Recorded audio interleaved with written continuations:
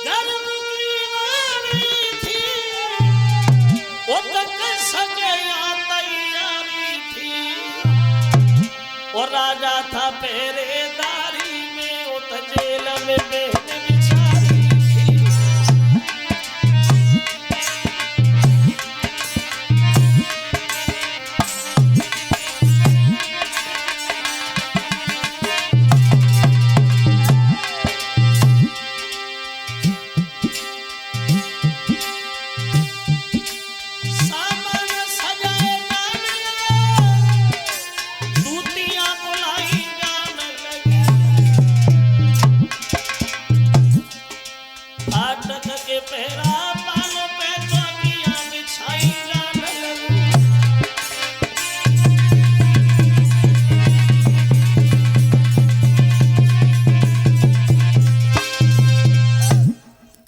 इधर तैयारियों में लग गया और उधर भगवान अपनी तैयारियां कर रहे।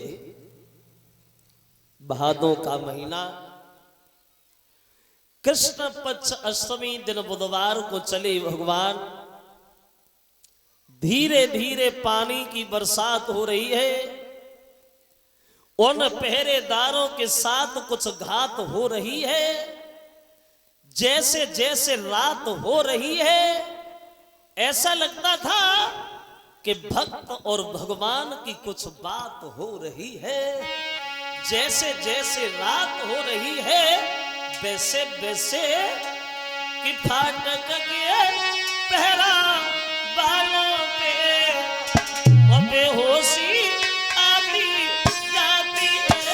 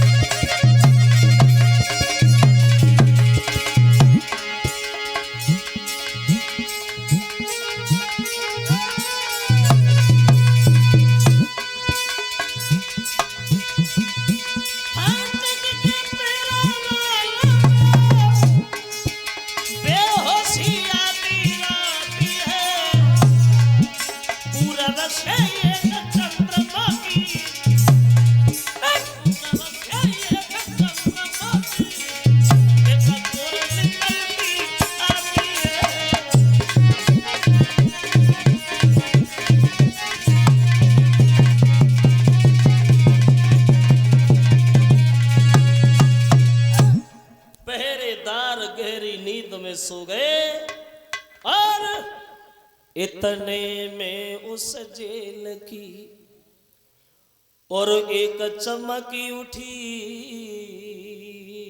दीवार। तो कैदी भक्तन के यहाँ प्रभु आए जगदाधार। जेल की दीवार चमकने लगी। वसुदेव और देवकी उठ करके बैठ गए, सोचने लगे परमात्मा ये नहीं मालूम पड़ रहा, ये समझ में नहीं आ रहा कि स्वर्ग में हम आ गए या स्वर्ग खुद चल के ही हमारे पास आ गया। भगवान की तस्वीर जब नजर आई तो वसुदेव दोनों हाथ जोड़ के स्तुति करते हैं और कहते प्रभु हम आपकी क्या सेवा करें। तो भगवान बोले भक्तों हम सेवा कराने नहीं बल्कि उल्टी सेवा तुम्हारी करने आए। अब मेरे पास ज्यादा समय नहीं है बात करने का, हो सके तो रात ही रात में नंद बाबा के यहाँ गोकुल में हमें छोड़े आना। और भगवान कहते हैं कि अब अधिक बात का समय नहीं, वो लीला करने का मौका दो।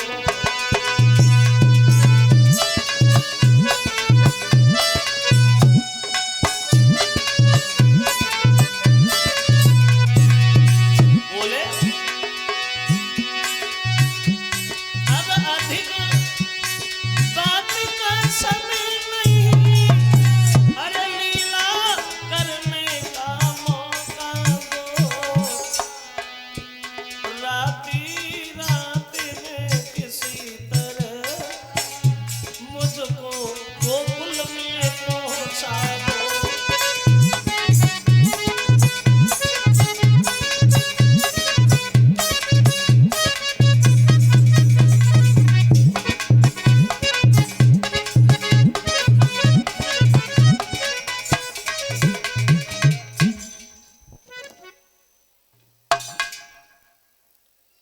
अब अधिक बात का समय नहीं, ओ लीला करने का मौका दो। रात ही रात में किसी तरह और मुझको गोकुल में पहुंचा दो। हो सके तो नंद बाबा के यहाँ छोड़ आना। ये शब्द कहने के बाद एक जरा से शिशु बने हैं भगवान और आ गए देवकी की गोदी में।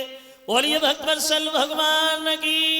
ऐसा नहीं भक्तों कि भादो की रात काली झोंकी है अंधेरिया।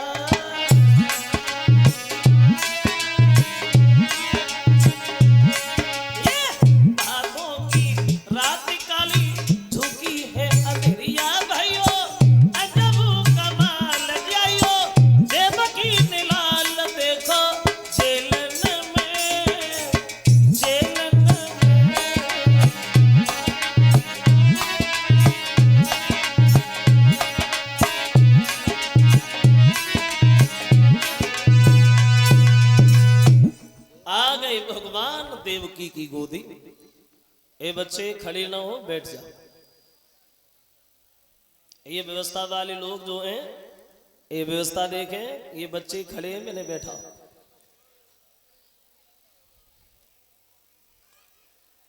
देवकी की गोदी में भगवान जिस समय आए तो देवकी अपने पति वसुदेव से बोली है, महाराज आप हमारे इस बच्चे को तो बचा ही लीजिए।